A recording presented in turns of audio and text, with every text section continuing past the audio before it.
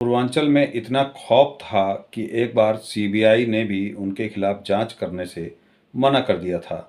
5 जून 2023 को अवधेश राय हत्याकांड के मुख्य तार को पहली बार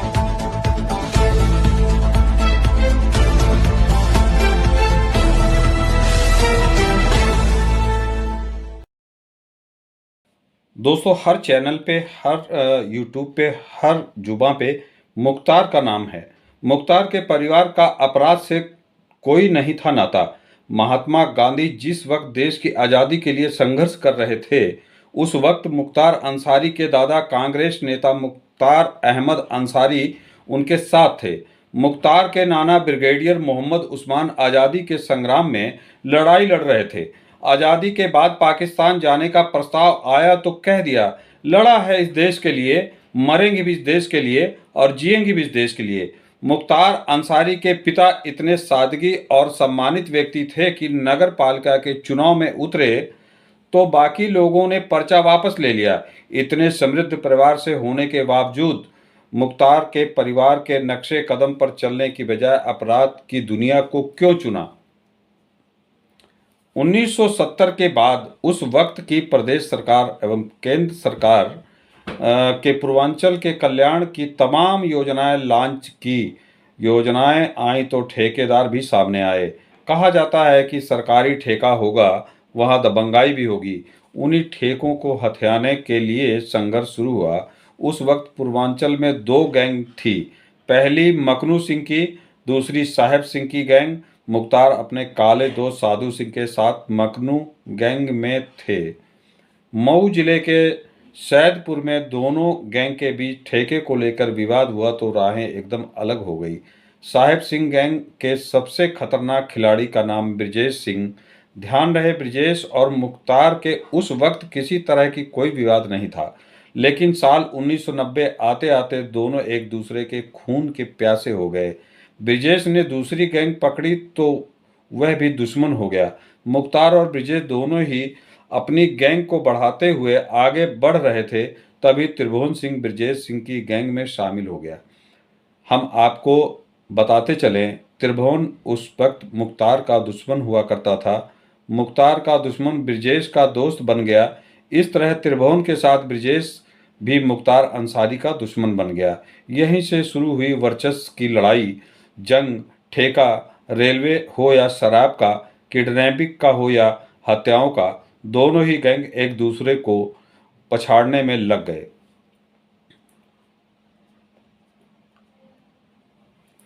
1988 की बात है। मंडी परिषद के ठेकेदार सच्चिदानंद की हत्या कर दी गई। नाम आया मुख्तार और साधु सिंह का। पुलिस केस लिखकर खोजती रही पर पकड़ नहीं पाई। इसी दौरान बनारस पुलिस लाइन के कांस्टेबल पद पर तैनात राजेंद्र सिंह की हत्या कर दी गई। नाम फिर से ब्रिजेश और साधु का आया। इस हत्या के बाद ब्रिजेश का खून खौल उठा। राजेंद्र हत्याकांड में साधु सिंह गिरफ्तार हुआ। जेल में था तो पत्नी को बच्चा हुआ।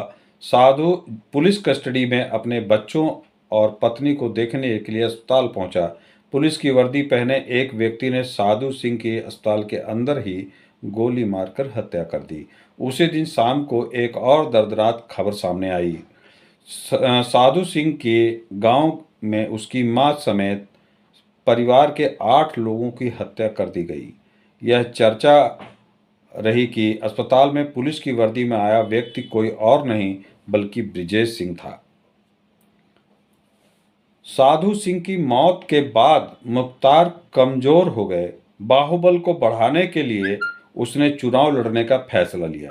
राजनीतिक रसरूख इतना था कि कोई पार्टी टिकट देने से मना नहीं कर सकती थी। मुख्तार ने मायावती पर भरोसा जताया और बसपा के टिकट पर मऊ सीट से चुनाव में उतर गया। मुख्तार के बीजेपी के विजय प्रताप सिंह को 26,000 वोट से हरा दिया। इस जीत के बाद मुख्तार की ताकत और संपत्ति में जबरदस्त इजाफा हो गया। गाजीपुर की एक सीट है मोहम्मदाबाद। इस सीट पर 1985 में अंसारी परिवार का ही कब्जा था। 2002 में अंसारी परिवार के अजय रथ को रोकने का भाजपा नेता कृष्णानंद राय विधायक बन गए। कृष्णानंद ने मुख्तार के भाई अफजाल अंसारी को 7,772 वोटों से हरा दिया। मुख्तार अंसारी इससे तिलमिला गया। इस तिलमिलाहट के दो कारण थे, पहला चुनाव हारने का, दूसरा हमले की। 2001 में मुख्तार के काफिले पर हमला हुआ। मुख्तार को अंदेशा हो गया कि यह हमला हो सकता है, इसलिए वह आगे वाली गाड़ी की बजाय पीछे वाली में बैठ गया। आगे की गाड़ी में बैठे 3 लोग मारे गए। इस हमले को कृष्णानंद राय से जोड़कर देखा जाता रहा। सरेआम गोलियों से भून दिया गया। 25 नवंबर 2005 विधायक कृष्णानंद बुलेट प्रूफ गाड़ी की बजाय नॉर्मल गाड़ी पड़ोसी गांव में क्रिकेट टूर्नामेंट का उद्घाटन करने गए थे। कार्यक्रम से निकलते ही थे कि भांवरकोल की बसनिया पुलिया के पास से आई एक सिल्वर ग्रे कलर की एसयूवी सामने खड़ी हो गई। 8 लोग एसयूवी से उतरे और विधायक कृष्णानंद राय की गाड़ी पर AK-47 से फायर कर दिया। शरीर के साथ पूरी गाड़ी छलनी हो गई। घटनास्थल पर कम से कम 500 राउंड गोलियां चली। 7 लोग मारे गए। पोस्टमार्टम हुआ तो 7 शवों में 67 गोलियां निकाली गई। पीछे वाली गाड़ी पर विधायक कृष्णानंद के भाई राम नारायण राय बताते हैं कि मारने वाले कह रहे थे, मारो इनको, इन लोगों ने भाई को बहुत परेशान कर रखा है। लोग बताते हैं कि ये भाई कोई और नहीं बल्कि मुख्तार अंसारी था।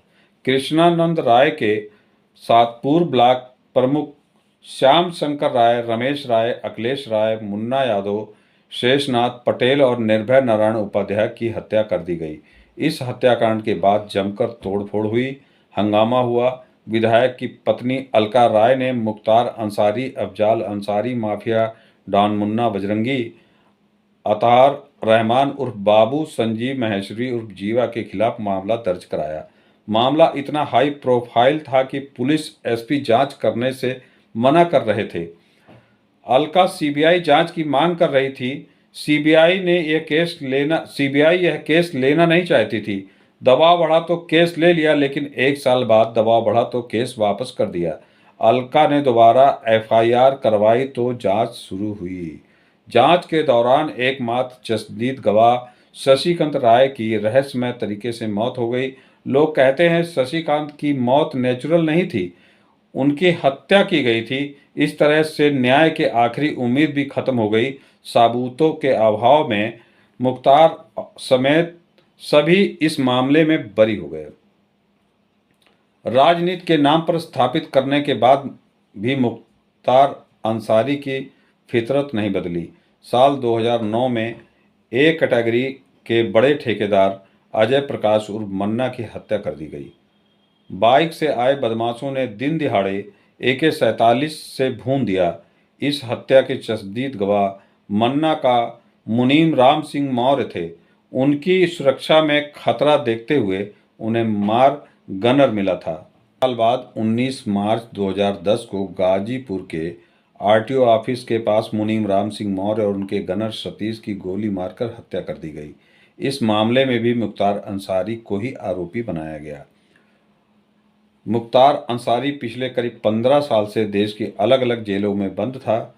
उसने मऊ, गाजीपुर, जौनपुर और बनारस में अपने गैंग को इतना ज़्यादा बढ़ाया कि दूसरा कोई ऊपर उठ नहीं पाया। यहाँ तक कि राजनीतिक पार्टियां भी पूर्वांचल में अपना ग्राफ बढ़ाने के लिए तो मुख्तार अंसारी के ही कंधे को चुना, वो सपा हो या बसपा।